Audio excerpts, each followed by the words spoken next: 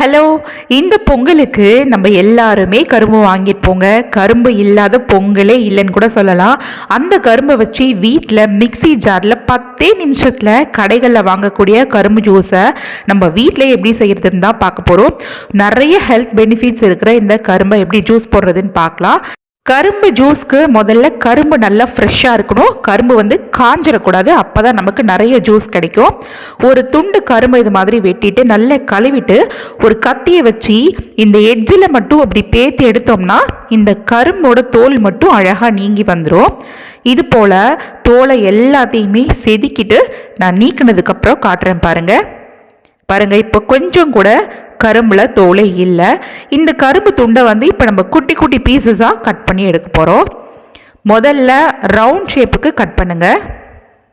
அதுக்கப்புறமா இதை நீட்டு வாக்கில் கட் பண்ணி எடுக்கலாம். கரும்போட எந்த பகுதியுமே நீங்கள் வேஸ்ட் பண்ண வேணாங்க. நடுக்கானு கொஞ்சம் தடிமனாக இருக்கும். நீங்கள் இது போல் நீட்டு வாக்கில் கட் பண்ணும் போதுமே ரொம்ப ஈஸியாக கட் ஆகி வரும். இந்த தடிமனான பகுதி கூட இந்த மாதிரி சைஸில் கட் பண்ணும் போது ரொம்ப ஈஸியாக கட் ஆகி வந்துடுங்க. அதே போல் நீங்கள் மிக்ஸி ஜாரில் போட்டு அரைக்கிறதுக்கு ரொம்ப ஈஸியாக இருக்கும். கஷ்டப்படாத மிக்ஸியுமே நல்லா அரைச்சி கொடுத்துரும். பிளேடு வீணாக போயிடும் அப்படின்ற பயமும் வேண்டாம். இது மாதிரி நீங்கள் ஸ்லைஸ் பண்ணி போட்டால் மட்டுமே பிளேடும் வீணாகாது. அதே சமயம் மிக்ஸியும் நல்லா ஈஸியாக நமக்கு அரைச்சி கொடுத்துரும். பாருங்கள், கட் பண்ணி எடுத்து வச்சாச்சு. இப்போ இந்த அளவு கரும்புக்கு இந்த அளவு இஞ்சியை நல்லா கழுவிட்டு எடுத்துக்கலாம். இஞ்சியை நம்ம சமையலுக்கோ இல்லை சாப்பிட்றதுக்கோ பயன்படுத்தும் போது முதல்ல இஞ்சியில் உள்ள தோல்களை எல்லாம் நீக்கிடணும். கண்டிப்பாக இஞ்சியோட தோலை நீக்கிட்டு தான் நம்ம சாப்பிட்றதுக்கு யூஸ் பண்ணணும். இப்போ தோல்களை நீக்கினதுக்கப்புறமா இதையுமே ஒரு 2 துண்டாக கட் பண்ணிக்கலாம்.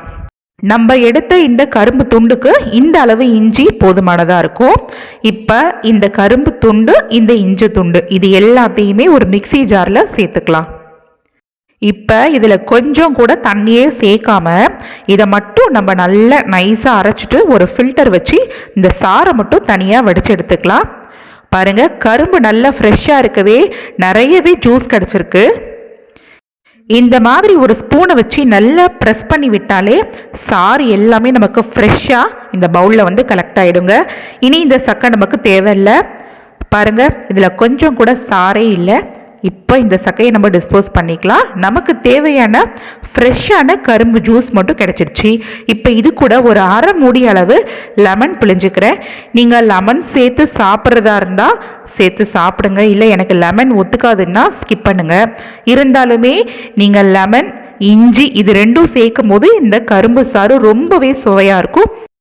இது 2த்தையும் இந்த கரும்பு சாரோட சேர்க்கும் போது நம்ம கடைகள்லாம் கரும்பு சாறு வாங்கி சாப்பிடுவோம் பார்த்தீங்களா, அந்த டேஸ்ட் இதில் அப்படியே இருக்குங்க. இது மேற்கொண்டு நீங்கள் தித்திப்பு சுவைக்காக சர்க்கரையோ பனங்கற்கண்டோ இல்லை வெல்லமோ எதுவுமே சேர்க்க வேணாம். ஏன்னா இந்த கரும்போட சார்லேயே போதுமான அளவு தித்திப்பு சுவை நிறையவே இருக்கும். ரொம்ப டேஸ்டாகவுமே இருக்கும். நிறைய ஹெல்த் பெனிஃபிட்ஸ் இருக்குங்க இந்த கரும்பில். நோய் எதிர்ப்பு சக்தியை உண்டாக்கும். நம்ம உடலுக்கு தேவையான ஆற்றலை அதிகரிக்கிறதுக்கும் சரும பிரச்சனையிலிருந்து பாதுகாக்கும். அதே சமயம் குறிப்பாக கல்லீரலை பலப்படுத்தும். இன்னும் சொல்ல போனால் இதை தொடர்ந்து சாப்பிட்டு வந்தால் உடல் எடை கூட குறையும்னு சொல்கிறாங்க. இவ்வளோ ஹெல்த் பெனிஃபிட்ஸ் நிறைஞ்ச இந்த கரும்பை கண்டிப்பாக வீணாக்காதீங்க. நீங்களும் இதே மாதிரி வீட்டில் இருக்கிற கரும்பை ஜூஸ் போட்டு குழந்தைங்கள்லேருந்து பெரியவங்க வரைக்கும் குடிங்க. ரொம்ப சூப்பராக இருக்கும். அப்புறம் நம்ம சூப்பர் கிச்சன் சேனலை இது வரைக்கும் சப்ஸ்கிரைப் பண்ணாதவங்க சப்ஸ்கிரைப் பண்ணிக்கோங்க.